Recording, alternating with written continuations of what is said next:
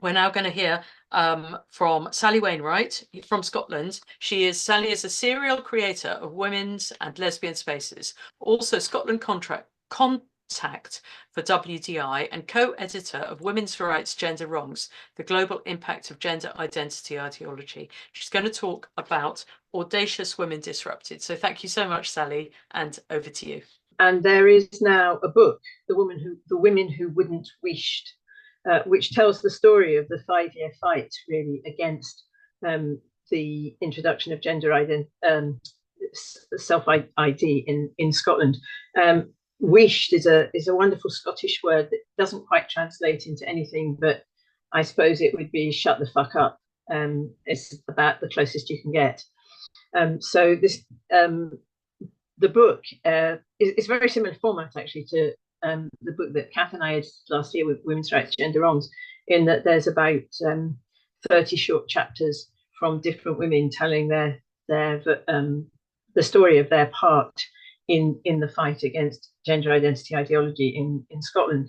And I was asked to write a chapter about the Audacious Women Festival.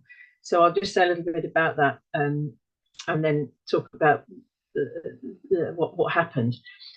So we set up the Audacious Women Festival in 2016 because somebody I knew had said, oh, I did something today, it made me feel really audacious. Wouldn't it be great if we could do something to encourage other women to do their own audacious act?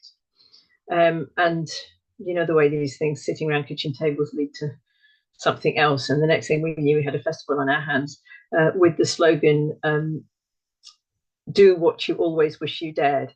So we were encouraging women to do whatever their own audacious act was. And one of the reasons we liked it is because what's audacious for me might be something you do every day of the week, and vice versa. So we felt it was something that was very, very inclusive, in the sense that everybody could take their own starting point and do something that for them was audacious, something that they'd always wanted to do. And to that end, we ran small intensive workshops, really. Some of them were more audacious than others, some of them were more fun. So at the fun end, we had a gilding workshop where people learned to apply gold leaf to bits of artwork. And at the other end, where we had women who were genuinely terrified to go because maybe they'd been silenced all their lives, we had some Scared to Sing workshops. We had a public speaking workshop. We had some mountain biking taster sessions. And I think they were probably the three which women were most anxious about. Oh, motorcycling. And a woman in her 50s or early 60s, maybe, who did the motorcycle taster session and then went on to get her full license and everything. And she said to me one day, it's been a lifelong ambition. And she could have done that. She could have done that same taster course any day of the year at the same place that we organised it, but she was able to do it because we were offering it as a women-only event. So we were happily going along, organising these events, and we had some music, and we had some theatre, and we had some exhibitions, minding our own business. We weren't set up as a political organisation. We didn't think about the politics particularly. This was 2016, remember? And we were just wanting to provide a space for women to come and do their own thing. And so for the first couple of years, we had very little trouble with gender identity ideology, although we were at some point, maybe in year 2 or 3, we were asked if trans women could come. And we remember this was before Forstadter, it was before any of the court cases took place. So we were in a very dodgy position legally. And we sort of said rather vaguely, well, somebody who fully transitioned could attend, although nobody that we knew did so. But then in 2019, we got a rather more serious challenge. We actually think it was started by a man in England who was at the time acting as the women's officer of a Labour Party branch, although we can't tell you his name. And he started a fuss on social media about us being transphobic and so on and so forth. And we were asked what our policy was. And at that point, we fell back on the guidance issued by the Equalities and Human Rights Commission, because we felt that would put us in a good legal position. I have to say, I wasn't very happy with that. I think none of us, in fairness, I don't think any of my colleagues were particularly happy with it either. But we were very anxious about the legal situation. And the EHRC phraseology, which, to be honest, also wasn't very good, and I didn't like, said that service providers should be aware that where a transsexual person is, and this is the bit that caused offence, visually and for all practical purposes indistinguishable from a non-transsexual person of that gender, they should normally be treated according to their required gender, unless there's strong reasons not to do so. Now, to be honest, I think that probably covered us against any transgender, trans-identifying male coming along to our events, due to the fact that not one of them is visually indistinguishable from a woman. But obviously we didn't say that. We were then attacked again for using the phrase and told that we were saying horrible things about trans-identifying males, or they call them trans women. And they started to put pressure on. We used two main venues. One was a private venue, one was run by the council. And this all really blew up on the Tuesday of the week that the festival was due to start, and it was due to start on Friday morning. So we didn't have a lot of time to sort it out, and I had the staff from both of the venues on the phone, sort of saying, "Oh, you know, can we go ahead, and what's happening, and blah blah blah blah blah."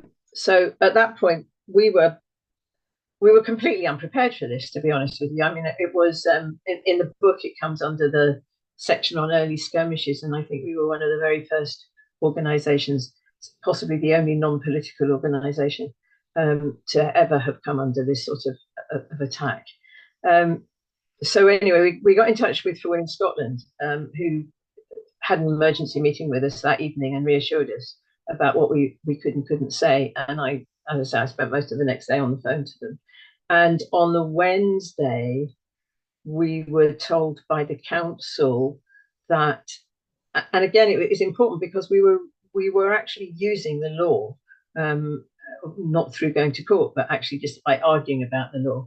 The council ran it past their equalities and committee or section, and the equalities unit confirmed that what we were doing was fully legal.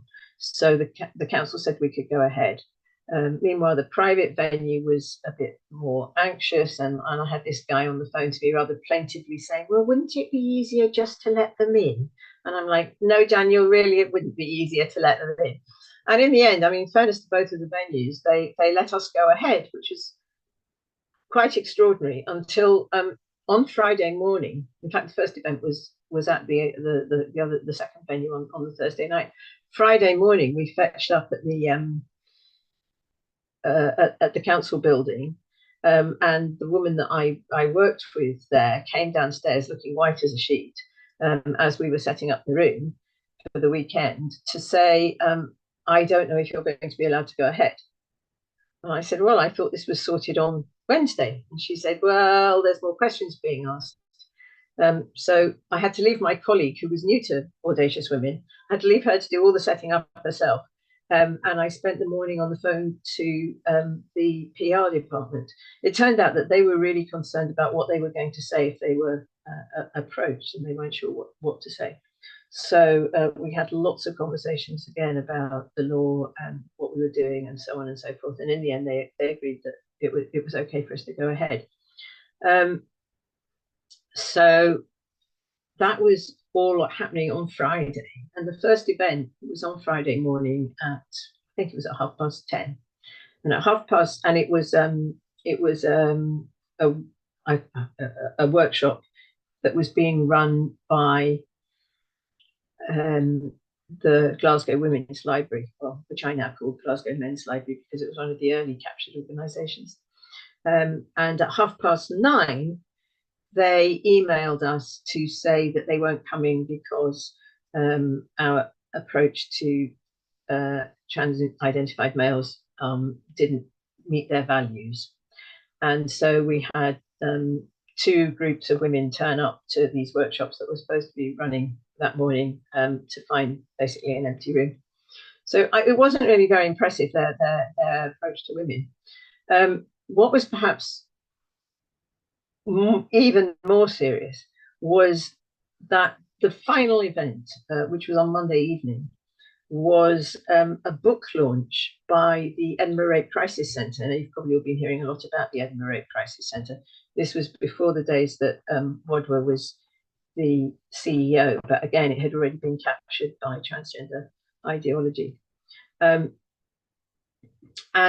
on the they sent us a very similar email using almost the exact phrase about how our views didn't conform to their values. So I presume the two organisations had been in touch with each other. And on the Saturday afternoon, they confirmed that they weren't willing to work with us and they were pulling their book launch. So two things happened as a result of that. One was that they had been late going into the programme because they wanted to do plenty of work with the women who'd written for this book. It was a book of survivors' stories, and they wanted to work with the women who were the authors of these stories to make sure that they felt okay about doing this in a public arena. And then at 24 or 48 hours notice, they suddenly turned around and told those women, we're not doing it after all because the needs of men are more important. And I can't imagine what it must have been like for those women who had been gearing themselves up for some weeks to come and talk in public about their experiences and how they'd survived them, just to have the rug pulled from under them by the people who were supposed to be their biggest support organisation. And I think that perhaps is one of the things that made me most angry about the way that ERCC worked. And then from the second thing that happened as a result of that was that we had a gap in the programme because we got people coming to this event and we wanted a final event. And it was just extraordinary. I think it was Marion from For Women Scotland who said, well, turn it into an opportunity. I'll give you the name of a poet in Glasgow. She'll come and read for an hour and a half or something and do a poetry thing. Anyway, we put out some feelers to everybody that I knew and that people knew who were any kind of performers. And Shireen Benjamin, who again some of you might have heard of, flew to the rescue and organised it all for us. And by Monday night, we had the most fantastic event with, I can't remember how many, 6 or 8 different performers, doing an event which we called Festival Finale, something of Fabulous Females, because we thought we'd get the females in just for the heck of it. And it was I think one of the best events we've ever run. And what it really made me understand was just how strong and powerful and fantastic the women's community is when it decides to all come together, because we went from kind of nothing to this really fantastic event in the space of 24 hours. So I was very, very happy about the way that worked out. The following year, we had a second sort of attempt to shut us down. And we were asked to go to a meeting with the council and a councillor who'd raised an issue about whether or not we were transphobic and legal. And there was a lot of shenanigans about the meeting. I won't go into all the details.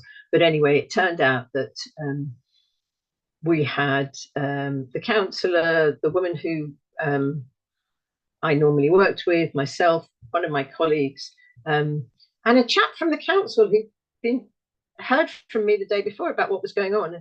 He was the estates manager. He was responsible for the building, and he'd been showing me around the building the day before, and he heard what was going on, and he just waltzed into this meeting because he was so appalled by what he heard was happening that he decided he'd come into our meeting and support us, which was really extraordinary.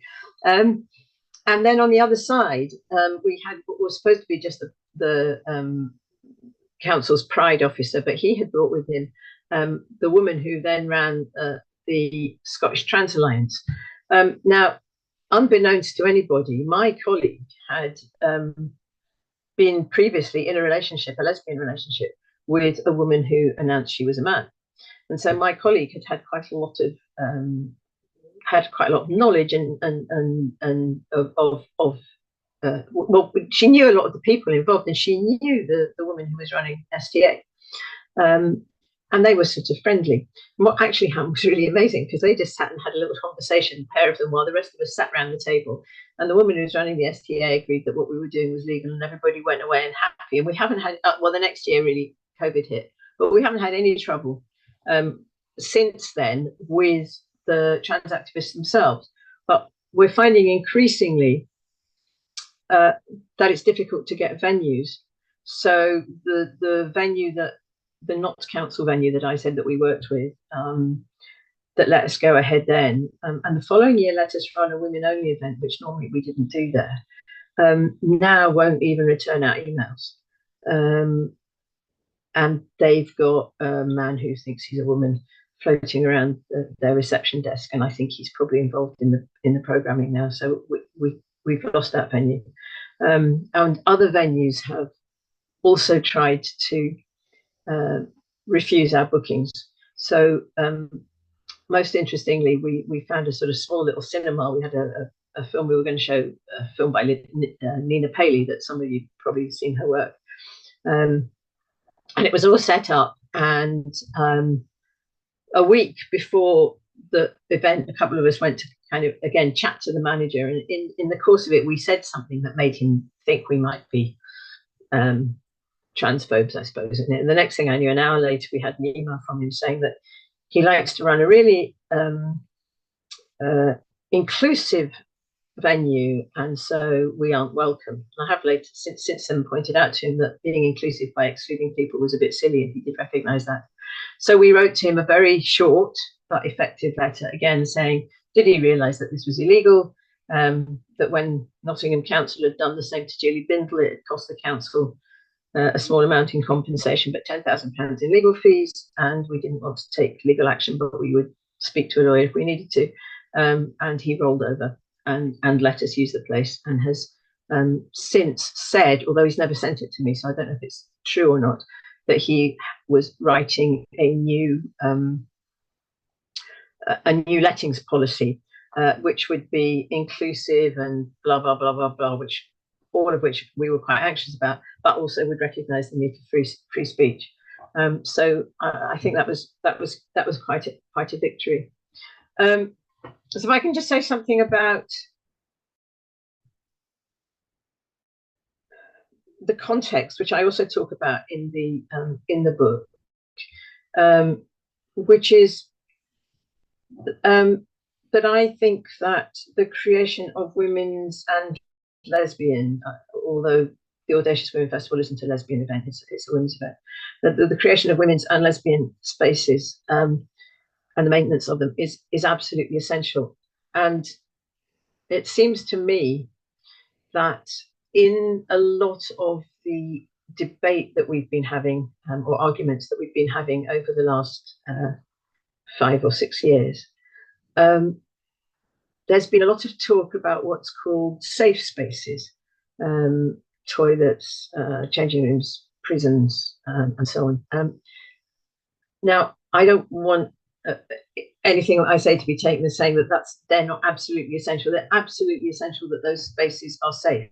My point is that the debate has largely been confined to these, if you like, situational spaces, circumstantial spaces that are needed in particular circumstances. So, you need a safe changing room when you're getting changed, but a women-only changing room when you're getting changed, but it's not part of your day-to-day life. Whereas, particularly for lesbians, it's very much part of our day-to-day existence. I mean, I talk about how... Sally, sorry, can I get you 2 minutes? Brilliant, great, good. I'm nearly at the end. 2 minutes, give me 2 minutes. Yeah. I used to live actually with Lynn in a lesbian housing co-op in London, and there was, I can't remember, lots and lots and lots of houses that we squatted. Can you imagine us being able to have a lesbian co-op today? It was a fundamental part of our life and of our being, and I think that the need for women's and lesbian social and cultural spaces is something that's been very overlooked, not by every single person, obviously, but largely overlooked in the discussion. I think that when people started thinking about it, like Paula said, you just think people are going to listen to common sense. You just need to say, well, if you let men into women's changing rooms, women are at risk of being raped. And that the men would go, oh, no, we can't have that. But of course, that's not what happened at all. So I understand why that's how it started. But I do think that the more general need for cultural and social spaces has been overlooked. So, I mean, I could talk about that a lot more, but I need to finish now. So I've got two asks, really, of those of you watching. One is buy the books. I say books because I never miss an opportunity to push the WDI book, Women's Rights, Gender Wrongs, along with Women Who Wouldn't Reach, which, by the way, Women Who Wouldn't Reach is an instant bestseller. On the same day that it was published, it sold out on Amazon, and it went into the bestseller lists where it's sat for the last fortnight. It's absolutely extraordinary. It went to a reprint the day after it was published. The most extraordinary thing, it's been called the most important book on politics to come out of Scotland this century and stuff. It's really a very, very detailed look, and it's well worth the read. So that's my first ask. And my second ask is that when you're speaking to anybody, please try and incorporate not just the need for safe spaces, but the need for women's cultural and social spaces as well.